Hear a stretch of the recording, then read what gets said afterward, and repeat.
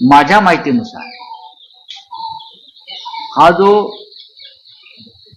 महाराष्ट्राच्या मंत्रिमंडळातील म्हणजे देवेंद्र फडणवीसजी यांच्या कॅबिनेट मधील अनेक मंत्र्यांचे हे गुरु महाराज आहेत, जे आता पोलीस कस्टडीमध्ये आहे, यांची चौकशी सुरू आहे, ज्यांच्या मोबाईलमध्ये 56 नाही तर 56 पेक्षा जास्त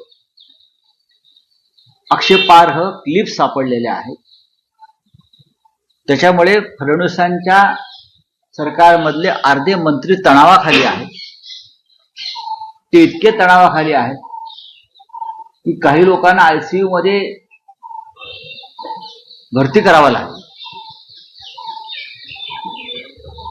जी माहिती माझ्या समोर येते आहे त्यानुसार या भोंदू बाबांना जी माहिती दिली आहे पोलिसांनी ती अत्यंत गोपनीय जरी असली